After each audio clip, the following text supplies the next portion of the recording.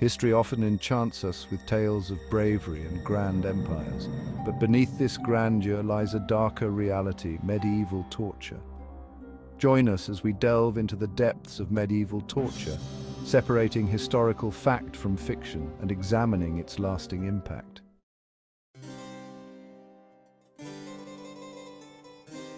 The medieval period, spanning from the 5th to the 15th centuries, was marked by social, political, and religious upheaval. Torture became a tool not just of punishment, but also of control, extracting confessions and maintaining order.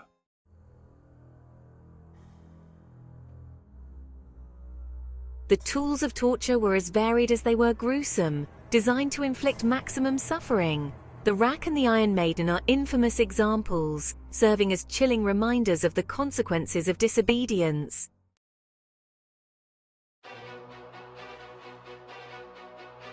Medieval justice relied heavily on confessions, often obtained through torture due to the lack of sophisticated investigative techniques. The Church played a significant role, viewing confession as crucial for repentance and salvation.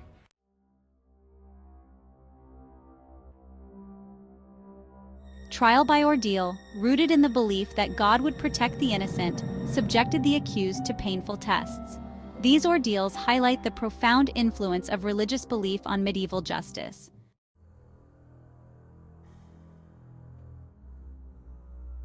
The medieval obsession with confessions stemmed from a belief that truth could be extracted through pain. However, this often led to false confessions, perverting the pursuit of justice.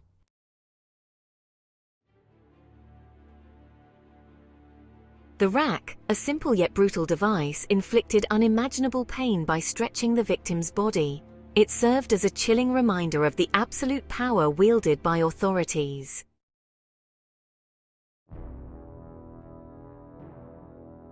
The Iron Maiden, an iron sarcophagus lined with spikes, combined physical torment with psychological terror. It became synonymous with the brutality of the medieval period.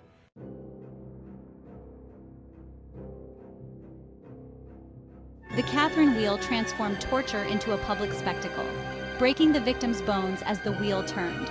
This gruesome display reinforced power dynamics and maintained control through fear.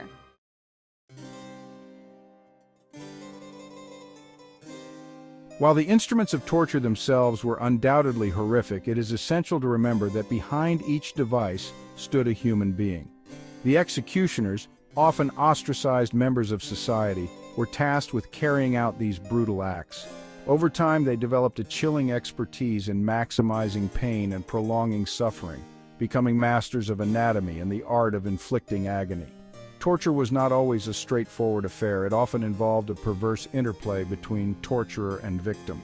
Some executioners took a sadistic pleasure in their work, reveling in the power they held over life and death.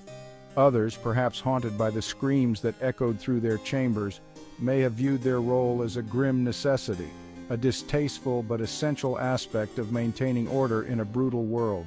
The psychological toll on both the tortured and the torturer was immeasurable. Victims were often left physically and emotionally scarred, their bodies broken and their minds shattered.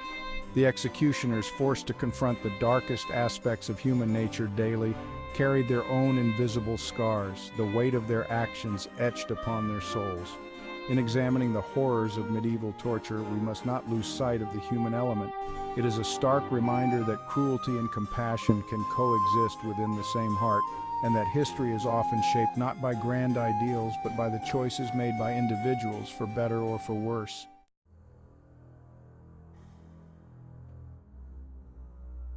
While the dungeons and torture chambers of medieval Europe were shrouded in secrecy, the use of torture itself was no secret.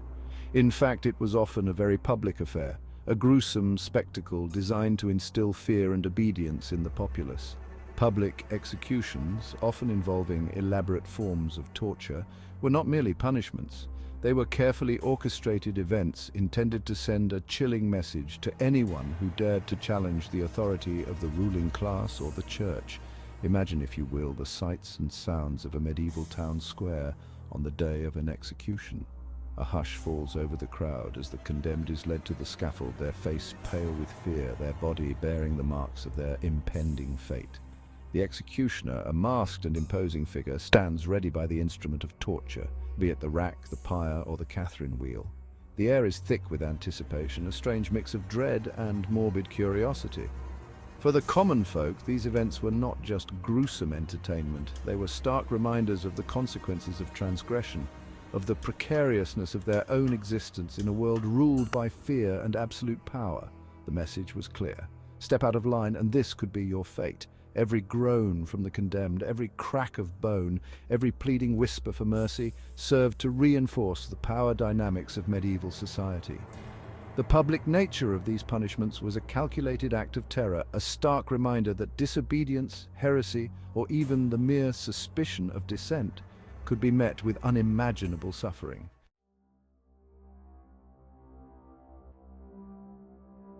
The medieval period was a time of intense religious fervor, and the Catholic Church held immense power. Dissent from church doctrine was a grave offense, often perceived as a threat to society. Those accused of heresy faced the full wrath of the Church, and torture became a primary tool. The Inquisition, established in the 13th century, was tasked with rooting out heretics. Inquisitors were granted broad powers to investigate and punish.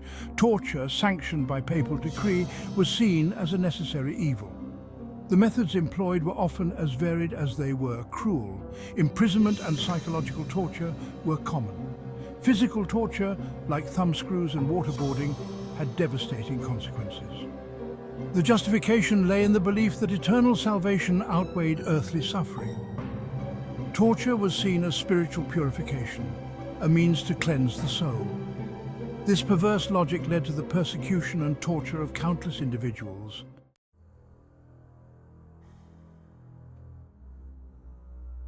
In the absence of modern forensic techniques, medieval justice relied heavily on confessions as a cornerstone of criminal proceedings. A confession, often obtained through coercion or torture, was seen as the most direct path to establishing guilt and delivering swift justice.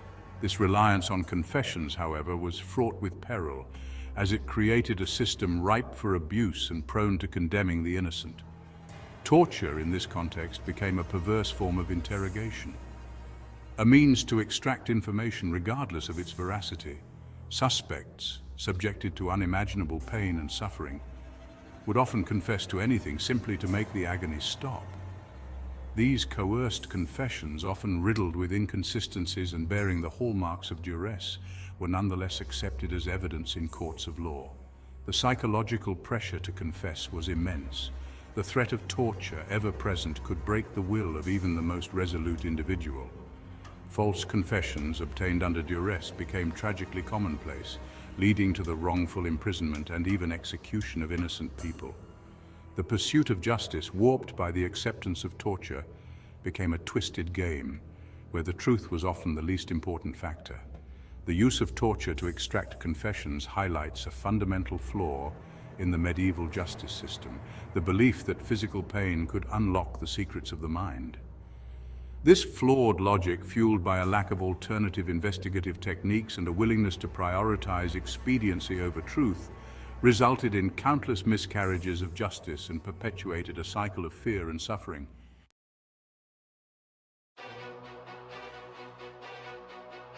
Beyond the pursuit of justice or religious conformity, torture served another, perhaps even more insidious purpose: the maintenance of power and control. In a world where social hierarchies were rigid and dissent was often met with brutal repression, torture became a tool for those in power to consolidate their authority and quell any potential threats to the established order. The threat of torture, ever present, cast a long shadow over medieval society. It served as a constant reminder of the consequences of disobedience, of stepping out of line, of challenging the status quo. The mere existence of elaborate torture devices, often displayed prominently in public squares, was a powerful deterrent, instilling fear and discouraging any thoughts of rebellion. Torture was not merely about punishing the guilty, it was about controlling the masses. By making an example of those who dared to challenge the authority of the ruling class, the church, or the social order, Those in power sought to maintain their grip on society and ensure their own continued dominance. The use of torture as a tool of political control highlights the inherent brutality of a system where power was often concentrated in the hands of a select few, and where the lives of ordinary people were considered expendable in the pursuit of maintaining order and stability.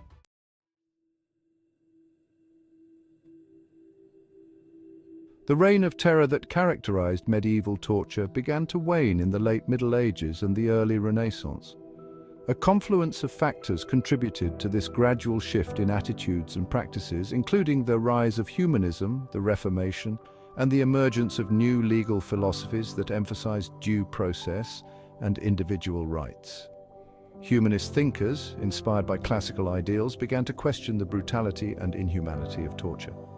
They argued that human life had inherent dignity and that the infliction of pain and suffering was an affront to both reason and morality. The Reformation, with its emphasis on individual conscience and its challenge to the authority of the Catholic Church, further undermined the justification for torture as a tool of religious persecution. Legal reformers, influenced by these evolving ideas, began to advocate for a more humane and just legal system. They argued that torture was unreliable as a means of determining guilt, as it often led to false confessions, and that it violated the fundamental rights of the accused. The decline of torture was a slow and uneven process, and it would be centuries before it was fully eradicated from many parts of the world. However, the seeds of change were sown during this period, paving the way for a more enlightened approach to justice and laying the groundwork for the modern human rights movement.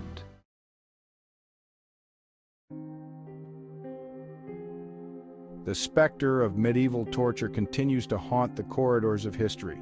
These practices were driven by fear, power, and a misguided sense of justice. They force us to confront uncomfortable truths about human cruelty. The legacy of medieval torture extends far beyond the dungeons. It has shaped our perceptions of justice and human rights. The echoes of those screams can still be heard in the ongoing struggle for human dignity. The horrors of the past remind us of the fragility of human rights. We must remain vigilant in safeguarding justice and human dignity.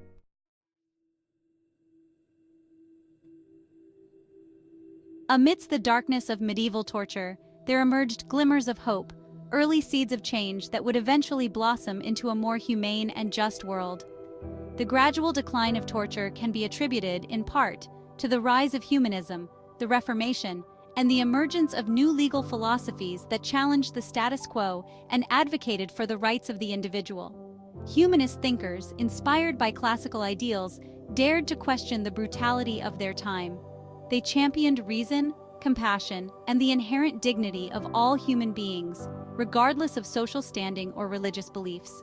The Reformation, while not without its own controversies, challenged the absolute authority of the Catholic Church and paved the way for greater religious freedom. Legal reformers, influenced by these evolving ideas, began to advocate for due process, fair trials, and the presumption of innocence. They recognized the inherent flaws in a system that relied on torture to extract confessions and sought to establish a more just and equitable legal framework. These early voices of dissent, often drowned out by the clamor for conformity and control, planted the seeds for a more enlightened approach to justice. Their courage in challenging the status quo, in speaking out against cruelty and oppression, helped to pave the way for the human rights movements that would gain momentum in the centuries to come. The study of medieval torture, while deeply unsettling, is not merely an exercise in morbid curiosity. It serves as a powerful reminder of the importance of safeguarding human rights. The lessons learned are timeless and universal, transcending geographical boundaries and cultural differences. We must remain vigilant, drawing inspiration from those who fought against medieval horrors. Let the echoes of the past serve as a call to action, reminding us to uphold justice and human dignity